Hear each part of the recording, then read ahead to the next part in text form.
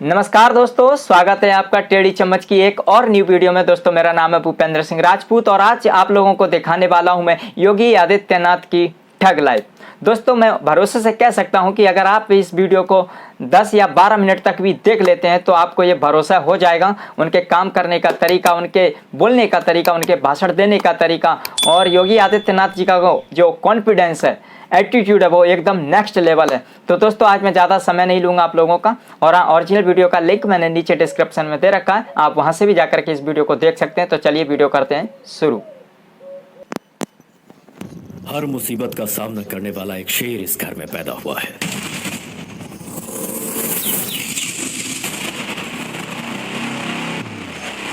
अभी तक लीडर पैदा हुए हैं, रूलर पैदा हुए हैं, लेकिन फर्स्ट टाइम इतिहास को रचने वाला पैदा हुआ है। अपनी तकलीफ लेकर जो आता है उसे मैं सीने से लगाता हूँ, अपने स्वार्थ लेकर आता है उसे मैं अपनी जूते की नोक पर रखता हूँ। 15 मिनट के लिए पुलिस को हटा लो, बता देंगे किसमें हिम्मत है, कौन था। तू तो बिना एड्रेस बिना स्टैम्प का एक खाली लिफाफा है और मैं तलवार की नोक पर राज करने वाला पावर हूँ। वाह। कौन मौलाना हैदराबाद से बोलता है, कौन कहां से बोलता है, इसलिए बहुत चिंता मत करिए, क्योंकि बकरे की अम्मा कब तक खैर बनाएगी आप देखते रहिए बस। वाह भाई, ये जो तस्वीर है ना योगी आदित्यनाथ जी की, फोटो जो दिखाई दे रहा है भाई, मेरे को सारे फोटोओं में सबसे खतरनाक फोटो यही लगता है। बिल्कुल योगी की तरह खतरनाक है। गुंडों के लिए योगी खतरनाक है, हर किसी के लिए नहीं, ठीक है। नमस्कार दोस्तों, आप सभी की रिक्वेस्ट पे मैं लेके आया हूँ योगी जी ठग लाइफ। और ये ठग लाइफ वीडियो अगर आपने 10 मिनट का देखा तो आप समझ जाएंगे कि इनसे बेहतर कोई नेता ही नहीं है आज की डेट में हिंदुस्तान में। 2017 में जब बीजेपी ने चुनाव जीता था तो बीजेपी के पास बड़े सारे विकल्प थे सीएम पद के लिए, लेकिन उन सारे विकल्पों में योगी जी का कहीं दूर दूर तक नाम नहीं था। और अगर आज की बात करूं तो योगी जी के अलावा बीजेपी के पास कोई विकल्प नहीं है, क्योंकि बहुत सारे नेता ये बोल रहे थे कि योगी जी के पास कोई प्रशासनिक अनुभव नहीं है, इन्होंने तो कभी ग्रुप की अध्यक्षता नहीं की, क्लास के मॉनिटर तक नहीं रहे, तो वो स्टेट क्या संभालेंगे। लेकिन उन्होंने जो संभाल के दिया है ना, और जो पिछवाड़े पे दिया है माफियाओं के, वो पूरा हिंदुस्तान के लिए एग्जाम्पल है। वीडियो दोस्तों एंड तक जरूर देखिए, क्योंकि एंड तक देखते देखते आप समझ जाएंगे कि योगी जी क्या हिंदुस्तान को बनाना चाहते हैं।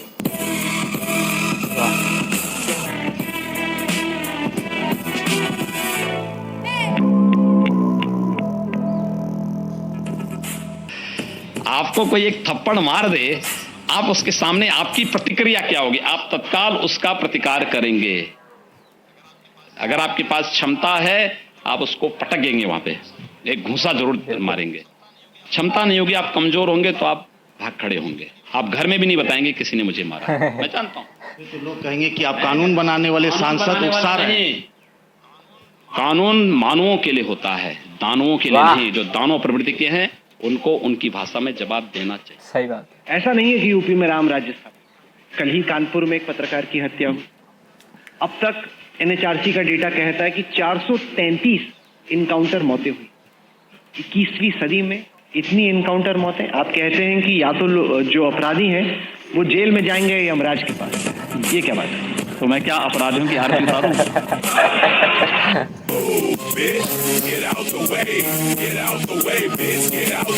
तो ये जो धमकी देते थे कि 370 समाप्त करोगे, खून की नदियां बहेंगी, हम कहते थे यार कुछ नहीं होने वाला है। तो लोग कहते थे राम मंदिर के मुद्दे पर अगर फैसला हुआ खून की नदियां बहेंगी। मैं कहता था देखो भाई, कुछ एक मच्छर भी नहीं मरने वाला है, कुछ नहीं होगा। न्यायालय मेरिट के आधार पर फैसला करे, फैसले को लागू हम करेंगे। और किसी के माई के लाल पे हिम्मत है उत्तर प्रदेश में उपद्रव करके दिखा दे। अच्छा, ये विकास वाली गाड़ी है, पलट गई।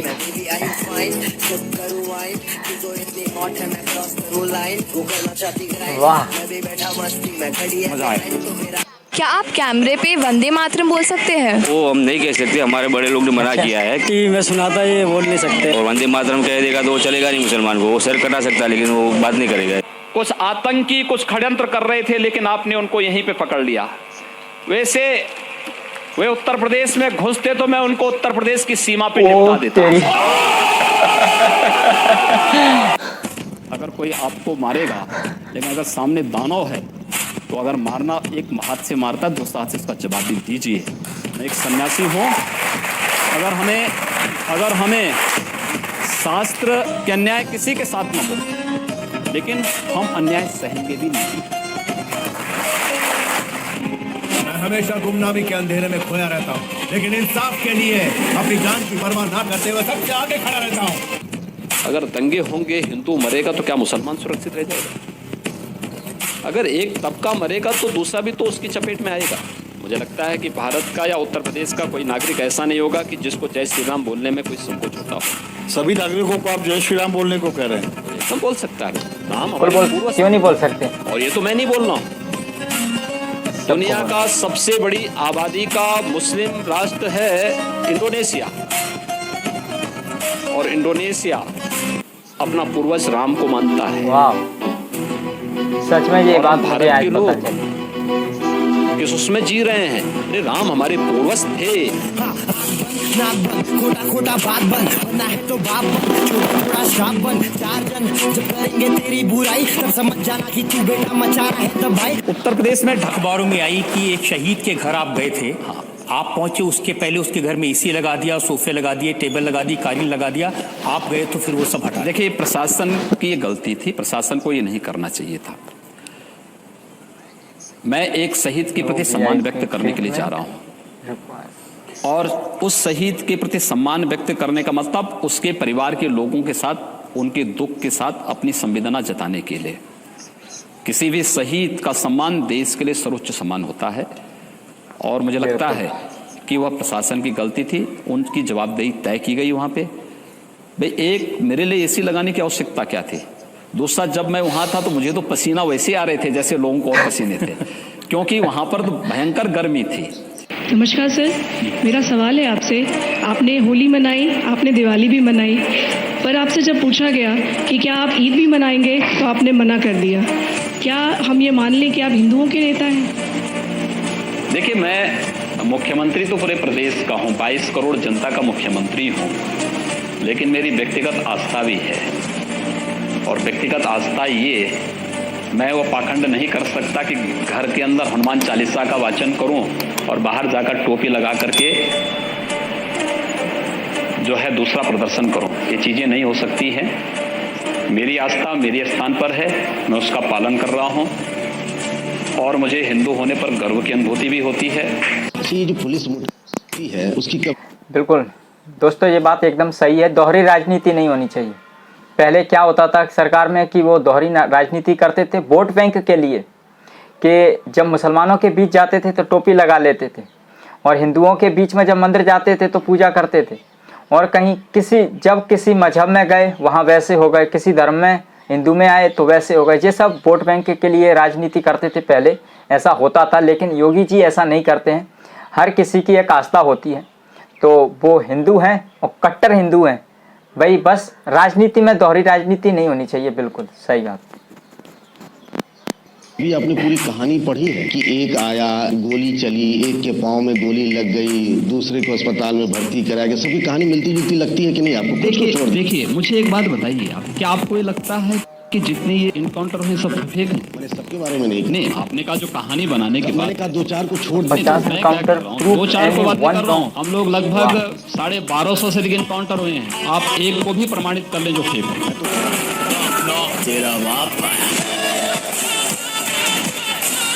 तो आपका तरीका वही चलेगा, लॉ एंड ऑर्डर में, कानून में, गाड़ी यूं ही पलटेगी। देखिए, प्रदेश में 24 करोड़ जनता के सुरक्षा सम्मान के लिए कानून का राज कैसे स्थापित होगा, ये एजेंसियां तय करेंगी, और उसके अनुसार ही उसको आगे बढ़ाएंगे। क्या निर्देश है आपका उनको? गाड़ी पलटती है। देखिए, एक्सीडेंट हो सकता है, इसमें कौन दो रहा है? काश डोबे वाली गाड़ी है ये। इसमें कहीं कोई एक्सीडेंट किसी का भी हो सकता है। क्या बात कर रहे हैं? ये क्यों की बात नहीं? ये कौन सी बात है कि अपराधी गोली चलाएं और हम पुलिस वाले से कहें कि भाई तुम अपने हाथ बांधे रहो? मैंने ये नहीं, और जब गोली चल जाए तो उसके बाद जो है तब जाके तुम गोली चलाना? मैंने ये नहीं, कौन सी बात हुई? अगर सामने से गोली चल रही है तो पुलिस को पूरा अधिकार है कि गोली का जवाब वो गोली से दे। गोरखपुर को हिंदुत्व की लेबोरेटरी बनाकर रख दिया है। आप अलीनगर का नाम आर्यनगर रख देते हैं, उर्दू बाजार का हिंदी बाजार, ये कहाँ जाके रुकेगा आपका? बिल्कुल होना चाहिए, क्यों नहीं होना चाहिए। अतीत के गौरव के साथ वर्तमान को जुड़ना चाहिए। अली से गोरखपुर का मतलब कहाँ से है? आर्यों से है। उस अतीत के गौरवशाली पलों के साथ अगर वर्तमान समाज जुड़ता है तो मुझे लगता है कि उसके सामने ढेर सारी संभावनाएं होंगी। हम किसी संकीर्ण दायरे में चलने की बजाय हाईवे पे चलें, और हाईवे पे चलने के एक रास्ता तैयार किया जा रहा है। आप पर छत्रीवाद का और पता नहीं कौन कौन से बात का इल्जाम लगाते हैं। जो हम लोग जातियों का तमगा लेके, कथित श्रेष्ठता लेकर घूमते रहते हैं, उससे मुक्त हो। वो डोम राजा का प्रसंग बताएं, कैसे घटा, क्या हुआ? देखिए, आपको मुझे लगता है कि जिसकी जितनी बुद्धि होगी उतना ही सोचेगा। तेरा बाप सिर पे टोपी पहन देने से धर्म नहीं हो जाता है। राम मंदिर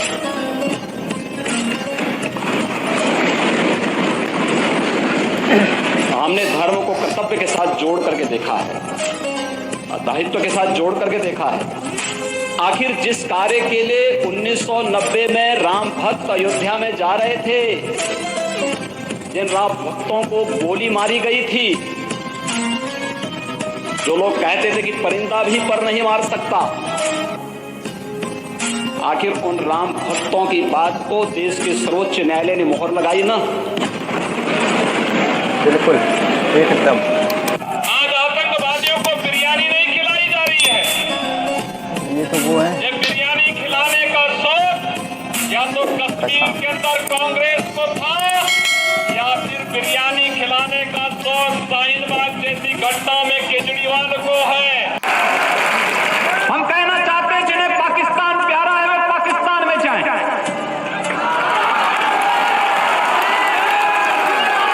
जिन्हें पाकिस्तान अच्छा लगता है वो पाकिस्तान चले जाएं। हम उसको रोकेंगे नहीं। अगर वो चाहेगा तो उसको जाने का किराया भी मुहैया करा देंगे।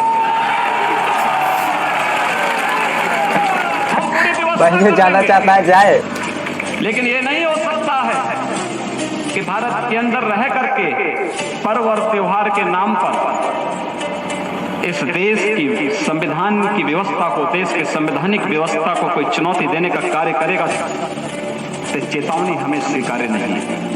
कि मानो हिंदुत्व एजेंडा पूरे देश पे थोपा जा रहा है, जबकि देश है सेक्युलर देश। कहा जाता है कि नहीं, हम भारत को हिंदुत्व देश की नजर से देखना चाहते हैं। ये ठीक नहीं है। का मतलब आपका है क्या? भारत सेकुलर देश इसलिए है क्योंकि भारत हिंदू बहुसंख्यक है। आखिर भारत से अलग हुए पाकिस्तान और बांग्लादेश में सेकुलरिज्म कहां मर गई है? वे भारत के पार्ट थे। अगर कोई भारत के अंदर सेकुलरिज्म देखना चाहता है तो उसको पाकिस्तान और बांग्लादेश के अंदर इसकी वकालत करनी चाहिए। प्रधानमंत्री को जहर दे दिया जाता है, पार्लियामेंट में अटैक हो जाता है, बॉम्बे में ब्लास्ट। कुछ मत बोलो, सेकुलरिज्म। मुझमें ईश्वर की दी हुई शक्ति और लोगों का विश्वास है, जो मेरे लिए जान तक देने को तैयार है। हिस्ट्री रिपीट होती रहेगी। वाह। राम जन्मभूमि का आपको ध्यान आ रहा है, उनको ध्यान नहीं आया कि मैं राम मंदिर मुझे भी याद आ रहा है जी। आपको ये भी याद रखना चाहिए कि इस देश में चंद्रगुप्त को भी किसी सेल्यूकस ने अपनी कन्या दी थी, और राणा कुंभा को भी किसी मुस्लिम फकीर ने अपनी कन्या दी थी। बिल्कुल दी होगी। तो याद रखना, हिंदू इन सब चीजों को नहीं करता है। जी मैं ये कह रहा हूँ, महारानी ने क्यों नहीं राम जन्मभूमि के लिए राजा से, मुसलमानों ने यहाँ 700 साल हुकूमत की है। अगर धर्म परिवर्तन का ये जो आप कह रहे हैं तो ये सारे यहाँ मुसलमानों के, कोई हिंदू नहीं होता। मुसलमानों ने हमेशा ही प्यार और मोहब्बत से काम लिया है, और हम भी उसी में से हैं। हम भी हिंदुओं में से हैं। हम कोई वो नहीं है। ये जजिया कर किसने लगाया था? आप जी एक बात बताऊं मैं आपको, आप मुझे बात बताइए, आपकी 3 पीढ़ी 4 पीढ़ी पूर्व आप लोगों को पूर्वज भी हिंदू रहे होंगे। आपको अपना डीएनए जांच कराना चाहिए, किसी हिंदू का डीएनए निकलेगा। योगी जी को जेल जाना चाहिए, मोदी जी को जेल जाना चाहिए, हमारे बीच से एक दर्शक ने कहा था। तो मैं कहना चाहता हूं, जो सांप्रदायिकता को सबसे ज्यादा बढ़ावा देते हैं उनका नाम है ओवैसी। तो ओवैसी को भी तो जेल में डालना चाहिए, ओवैसी को भी तो जेल में डालना चाहिए। आपको जो है इन्होंने जो बात कही है मुझे लगता है कि इस प्रकार के जिहादी उन्मादियों का नाम ही लेना अपने आप में पाप है, इसलिए इन बातों का नाम मत जाने दीजिए, इसको छोड़ दीजिए। समझा देना उसको, सेंट्रल में हो या स्टेट में, रूलिंग में हो या अपोजिशन में, देश में हो या विदेश में।